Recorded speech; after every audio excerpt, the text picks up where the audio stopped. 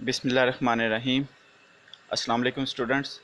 Ninth class unit number 7 और इनकी है एग्ज़ाम्पल 7.1, 2, 3 और 4। ये इनकी स्टेटमेंट्स लिखी हुई हैं आपके स्क्रीन पर। पहले हम जितनी भी स्टेटमेंट्स हैं वो सारी पढ़ लेते हैं। आपके पास बुक पर स्टेटमेंट्स लिखी होती हैं, आप वहाँ से भी देख सकते हैं। बाद में फिर इनको सॉल्व करेंगे। ये आपके न्यूमेरिकल्स ही हैं, जो एग्ज़ाम्पल्स होती हैं वो न्यूमेरिकल्स ही होते हैं। इस चैप्टर में से थ्योरी वाला या न्यूमेरिकल्स कोई भी क्वेश्चन पूछा जा सकता है। तो जो एग्ज़ाम्पल 7.1 है वो कह रहा है कि the mass of 200 cubic centimetre of a stone is 500 gram. Mass जो हमें दिया हुआ एक स्टोन का वो 500 ग्राम है और उसका वॉल्यूम, उसके यूनिट से हमें पता चल रहा है कि क्यूबिक सेंटीमीटर उसका वॉल्यूम है। स्टोन का 200 है वो। तो दो चीज़ें हमें दी हुई हैं, फाइंड इट्स डेंसिटी, इसकी डेंसिटी फाइंड करें। तो इसमें हमने इसकी डेंसिटी फाइंड करनी है। पहले डाटा बनाएंगे। डाटा ऐसे बनाएंगे कि मैस जो है वो हमारे पास स्टोन का m इज़ इक्वल टू 500 ग्राम और वॉल्यूम 200 क्यूबिक सेंटीमीटर हम लिखेंगे। डेंसिटी कैलकुलेट करनी है, उसके आगे क्वेश्चन मार्क लिख देंगे। फार्मूला लगाकर वैल्यूज़ पुट करेंगे, कैलकुलेशन करके उसका आंसर फाइंड आउट करेंगे। इसी तरह सेकंड जो एग्जांपल है 7.2, in a hydraulic press a force of 100 newton is applied on the piston of a pump of cross sectional area 0.01 meter square. Find the force that compresses a cotton bale placed on a large piston of cross sectional area 1 meter square. इसे हम इसमें जैसे हमने कि application of pascal law में एक hydraulic press पढ़ा था, उसमें हमारे पास एक फोर्स हम लगाते थे एक स्मॉल पिस्टन पर, उसका एक क्रॉस सेक्शनल एरिया होता था। इसमें भी एक फ़ोर्स जो कि स्मॉलर फोर्स 100 न्यूटन दी हुई है और उसका उसके पिस्टन का क्रॉस सेक्शनल एरिया भी दिया हुआ हमें। Find the force that compresses the cotton bale, वो फोर्स फाइंड करें जो कि कॉटन बेल को कंप्रेस कर रही है। उसको हम कॉटन जो है वो आपको पता है जैसे फूली हुई होती है, उसको प्रेस करने के लिए ताकि किसी कैरेज में इजीली रखी जा सके। Placed on the large piston of cross sectional area 1 metre square, एक ऐसे स्टैंड के ऊपर, एक ऐसे पिस्टन के ऊपर रखी हुई है जिसका एरिया जो है वो 1 मीटर स्क्वायर है। तो यहाँ हमें बिगर एरिया भी दिया हुआ है पिस्टन का और स्मॉलर एरिया भी दिया हुआ है और फोर्स 1 भी दी हुई है, फोर्स 2 फाइंड करनी है। थर्ड जो एग्जांपल है उसकी स्टेटमेंट भी पढ़ लेते हैं। The a wooden cube of side 10 centimetre each, एक वुडन क्यूब है जिसकी हर साइड जो है वो 10 सेंटीमीटर है, यानी उसकी लेंथ भी, विड्थ भी और उसकी हाइट भी एक क्यूब की शेप में है, वुडन क्यूब। तो उसकी 10 सेंटीमीटर हर हाइट है। Has been dipped completely in water, उसको पानी के अंदर दबोया हुआ है। Calculate the upthrust of the water acting on it, उसके ऊपर जो वाटर की अपथ्रस्ट फोर्स लग रही है वो हमने कैलकुलेट करनी है। इसी तरह एग्जांपल 7.4 है, the weight of a metal spoon in air is 0.48 Newton, एक मेटल स्पून है जिसका वेट हमने एयर में कैलकुलेट किया है।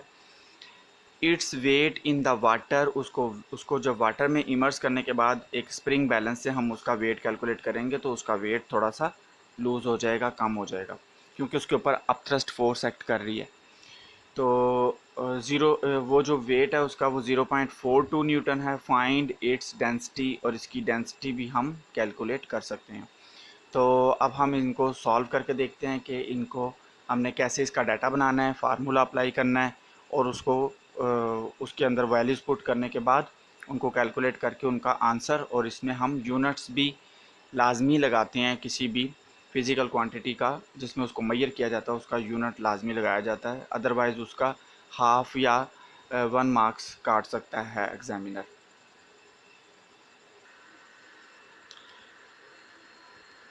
ये एग्ज़ाम्पल 7.1 मैंने पहले से सॉल्व करके रखी हुई है। तो पेज नंबर 148 है। इसमें हमें जो स्टेटमेंट दी गई थी उसमें एक स्टोन का मैस 500 ग्राम और वॉल्यूम 200 ग्राम क्यूबिक सेंटीमीटर दिया हुआ था। तो वो हमने उसकी डेंसिटी कैलकुलेट करनी है और डेंसिटी का फार्मूला है मैस ओवर वॉल्यूम। तो मैस हमारे पास 500 ग्राम है और 200 क्यूबिक सेंटीमीटर उसका वॉल्यूम है।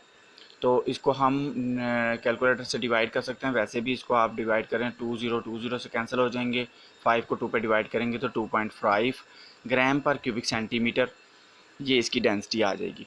अब बहुत से बच्चे यहाँ पर एक क्वेश्चन करते हैं कि सर इसकी डेंसिटी का जो एसआई यूनिट है वो किलोग्राम पर क्यूबिक मीटर है, तो हमने यहाँ पर ग्राम पर क्यूबिक सेंटीमीटर क्यों यूज़ किया है इसका यूनिट डेंसिटी का। तो ये इसकी रीज़न ये है कि जैसे ही यूनिट बिगर यूनिट होता है तो वैल्यू आप देखते हैं कि वो छोटी हो जाती है, डिक्रीज़ हो जाती है। इसकी वैल्यू ऑलरेडी 2.5 है डेंसिटी जो है। एक स्टोन जो कि 500 ग्राम का था यानी हाफ के जी का, और उसका वॉल्यूम भी बहुत थोड़ा है, तो वो इसीलिए उनको स्मॉलर यूनिट्स में रखा है ताकि उसकी वैल्यू 2.5 कुछ हमें पता चले। अगर इसको हम किलोग्राम पर क्यूबिक मीटर में कर देते हैं तो वो 0.0025 इस तरह हो जाएगी। ठीक है, तो हम चाहते हैं कि हम इसको 2.5 में रखें। ये हमारे पास नंबर, इसकी ये रीज़न है। अच्छा, पेज नंबर 153 पर एग्जांपल 7.2 हमने स्टेटमेंट पहले ही पढ़ ली है। इसमें वो एक कॉटन बेल की बात कर रहा था कि उसके ऊपर जो प्रेशर वो फोर्स 1 है वो हम स्मॉलर पिस्टन पर अप्लाई करेंगे। 100 न्यूटन है, यहाँ मैंने न्यूटन नहीं लिखा, आपने लिख लेना है। 100 के साथ फोर्स के साथ उसका यूनिट आता है।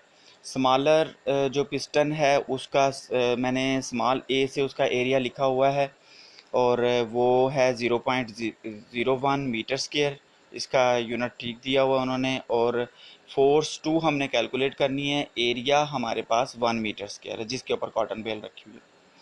तो अगर मैं यहाँ पर देखूँ कि यहाँ वो जो हमने कैलकुलेट किया था फार्मूला उसके लिए हाइड्रोलिक प्रेस के लिए, तो वो हमारे पास था कि pressure applied at any point, वो जो पास्कल लॉ है उसमें बताया हुआ कि pressure applied at any point trans on the liquid in the container to transmitted to all other parts of the liquid. तो वो लिक्विड के हर हिस्से के ऊपर विदाउट एनी लॉस जो है वो ट्रांसमिट हो जाता है। तो पास्कल जो प्रेशर जो है वो हर पॉइंट के ऊपर हमारे पास स्मॉल पिस्टन पर फोर्स लगे या बिगर पिस्टन पर प्रेशर जो है वो एक जैसा ही रहेगा। तो यहाँ पर हमारे पास pressure is equal to force over area होता है।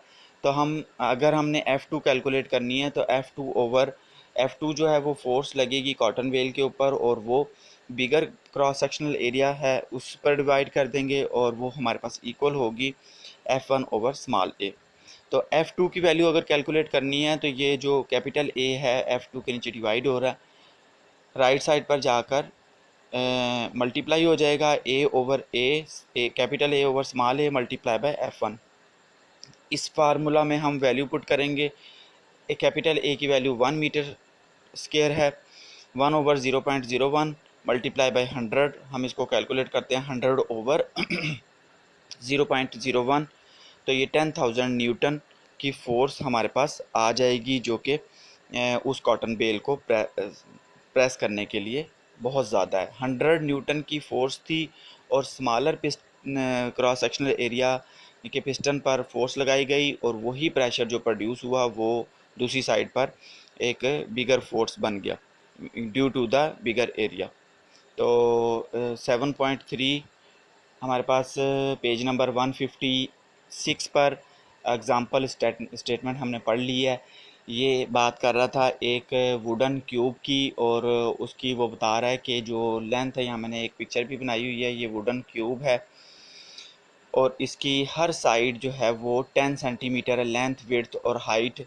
तो ये इसके ऊपर आप देख सकते हैं नीचे मैंने एक एरो से बनाया हुआ है। अब थ्रस्ट फोर्स इसके ऊपर लग रही है और इसका वॉल्यूम जो है वो V से रिप्रेजेंट किया हुआ है। तो length of each side, length इसको हम 10 सेंटीमीटर उन्होंने हमें दी हुई है, इसको हम मीटर में कन्वर्ट करेंगे तो यह हमारे पास 0.1 मीटर आ जाएगी लेंथ सेंटीमीटर से। तो डेसिमल 2 डिजिट्स जो हैं वो right to left decimal point जो है वो शिफ्ट हो जाएगा, मीटर हमारे पास आ जाएगा यूनिट। वॉल्यूम अगर हम इसका बना लें तो वो वॉल्यूम एक्चुअली वो हमें अपथ्रस्ट पूछ रहा है, वहाँ आप क्वेश्चन में देखें तो वहाँ अपथ्रस्ट, इस पर हमें पहले लिखना चाहिए था length is equal to 0.1 metre और अपथ्रस्ट कैलकुलेट करें। तो अपथ्रस्ट का फार्मूला होता है रो जी वी, ये हमने एक वो आर्किमिडीज प्रिंसिपल में इसको हमने ड्राइव भी किया इस फार्मूला को। तो rho density of the water है, जी ग्रेविटेशनल एक्सेलरेशन और वॉल्यूम किसी भी ऑब्जेक्ट का जो वो के डिस्प्लेस करता है। तो वह लेंथ के ज़रिए हम वॉल्यूम कैलकुलेट करते हैं, लेंथ का क्यूब लेंगे और ये हमारे पास 0.1 का क्यूब जो कि 0.001 मीटर क्यूब हो जाएगा। किसी भी नंबर का क्यूब ही नहीं होता बल्कि उसके यूनिट का भी हम वही लेते हैं, स्केयर या क्यूब। तो जब हम इसको डेसिमल को 3 digit left to right shift करेंगे तो ये हमारे पास 10⁻³ क्यूबिक मीटर वॉल्यूम हो जाएगा। चाहे तो हम इसको 0.001 भी रख सकते हैं, कोई ऐसी इशू नहीं है। 10⁻³ में हमने इसको कन्वर्ट कर लिया। डेंसिटी ऑफ द वाटर जिसको हम रो से रिप्रेजेंट करते हैं जो कि 1000 किलोग्राम पर क्यूबिक मीटर है। ये आपको जब चैप्टर स्टार्ट किया था तो वहाँ पर डेंसिटी फर्स्ट टॉपिक हमने पढ़ा था, एक टेबल में इसकी वैल्यू है, डेंसिटी की है, आइस की वाटर की है डेंसिटी, आइस की है, वुड की है, इस तरीके से बहुत से ऑब्जेक्ट्स की डेंसिटीज दी हुई हैं। अपथ्रस्ट ऑफ द वाटर जो कि एक फोर्स है वो ऊपर की तरफ लगेगी, ये हमारे पास F is equal to rho g V formula हम डायरेक्ट लगाएंगे। इसमें यूनिट लिखने की ज़रूरत नहीं है आपको कि किलोग्राम पर क्यूबिक मीटर साथ उसका यूनिट लिखें, बस आप उसकी वैल्यू लिखें और उसको सॉल्व करें। 10⁻⁻, जी की वैल्यू 10 मीटर पर सेकंड स्क्वायर होती है, वॉल्यूम हमने 10⁻³ कैलकुलेट किया था। ये 10⁻³ और 1000 क्योंकि 10⁻+3 होता है, ये आपस में कैंसिल हो जाएंगे। 10 न्यूटन जो कि हमारे पास फोर्स आ जाएगी, जो उसको अपथ्रस्ट फोर्स मिलेगी उस वुडन क्यूब जो है वो क्यूब हमारे पास वो पानी के अंदर डूबा हुआ है, उसके ऊपर जो वाटर की अपथ्रस्ट होगी फोर्स वो 10 न्यूटन होगी। एग्जाम्पल 7.4 और पेज नंबर 157 है। इसमें एक मेटल स्पून दिया हुआ है, उसका वो आपको वेट बता रहा है, जैसा कि हमने वो आर्किमिडीज प्रिंसिपल के अकॉर्डिंग एक लेक्चर में पढ़ा था हमने कि इसको किसी भी ऑब्जेक्ट की डेंसिटी जो वो आर्किमिडीज प्रिंसिपल के थ्रू भी की जा सकती है। किसी ऑब्जेक्ट को वाटर में इमर्स करें और उसके बाद उसको एयर में उसकी उधर कैलकुलेट करें उसका वेट और एयर में भी उसका वेट कैलकुलेट करें। यहाँ पर मैंने उसको wait of the metal spoon in air WA लिखा हुआ है। एयर में जो उसका वेट है वो 0.48 न्यूटन है। Weight of the metal spoon in water WW से रिप्रेजेंट किया हुआ है which is equal to 0.42 newton. आप देख सकते हैं वाटर के अंदर जब इमर्स था मेटल वो स्पून तो उसका वेट 0.42 है न्यूटन, कम है विद रिस्पेक्ट टू एयर, जब वो एयर में उसका कैलकुलेट किया गया। तो डेंसिटी हमने कैलकुलेट करनी है उस मेटल स्पून की, जबकि डेंसिटी ऑफ द वाटर जिसको रो से रिप्रेजेंट करते हैं वो 1000 किलोग्राम पर क्यूबिक मीटर है। तो ये फार्मूला हमारे पास डेंसिटी, ये आप देख सकते हैं, इसको मैंने थोड़ा सा जूम किया है।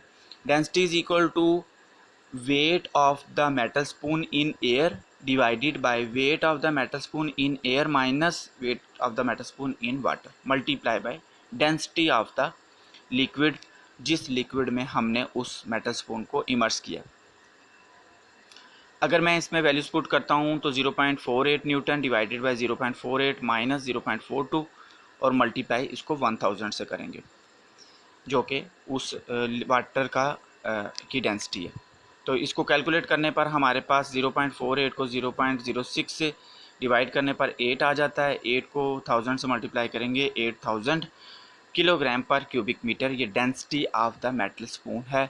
ये आपके 4 एग्जांपल्स हैं, इनको हम न्यूमेरिकल्स भी कह सकते हैं। ये इसी से रेलिवेंट आपके एक्सरसाइज के भी न्यूमेरिकल्स हैं, अगर वो आप देखो, आप उनकी स्टेटमेंट को पढ़ो, उनको रिलेट करो इनसे, तो आपको इसमें से बहुत से न्यूमेरिकल्स ऐसे होंगे जो आप खुद कर सकते हो। तो ये एग्ज़ाम्पल्स बड़ी इंपॉर्टेंट होती हैं। बाजू का ऐसा होता है कि पेपर में एग्ज़ाम्पल्स में से ही लॉन्ग क्वेश्चन के साथ कोई न्यूमेरिकल सेलेक्ट होता है। तो इस चैप्टर के न्यूमेरिकल बहुत इंपॉर्टेंट हैं, आप इनको साथ साथ नोट्स बना लें और प्रिपेयर कर लें। वीडियो का ये मतलब होता है कि आप इसको बार बार सुन सकते हैं। वीडियोस में ज़्यादा बेटर है कि आप क्लास में तो टीचर एक दफ़ा समझाता है, फिर आप कई दफ़ा पूछते नहीं हैं या कई देर बाद तो आपका टेस्ट होते हैं तो आपको नहीं आता तो टीचर दोबारा समझा देता है। तो वीडियो में आपका ये फ़ायदा है कि आपके पास ये सेफ़ होंगी, आप इनको जितनी चाहे मर्ज़ी दफ़ा 10 दफ़ा चाहे आप समझ लें, इसको एक दफ़ा समझ नहीं आई 2 दफ़ा समझ लें 3 दफ़ा, तो इनके आप नोट्स बनाते जाएं, साथ साथ आपके पास सेव हो जाएंगे। और अगर उसके अलावा भी कोई चीज़ समझ ना आए तो मैं एग्ज़ाम्पल्स भी करवाऊँगा आपको, न्यूमेरिकल भी करवाऊँगा, वो आप दोबारा भी पूछ सकते हैं। गूगल मीट पर हमारे आपके पास शेड्यूल है, जब आप बच्चे बहुत कम होते हैं गूगल मीट पर मीटिंग में, तो आपको चाहिए कि आप वहाँ पर भी लेक्चर अटेंड करें, क्वेश्चन करें, पूछें कि ये चीज़ हमें सर आपने समझाई थी, इसकी समझ नहीं आई या इसमें ये चीज़ रह गई है, तो वो आपके क्वेश्चन कर सकते हैं। थैंक यू बेटा, अल्लाह हाफिज़।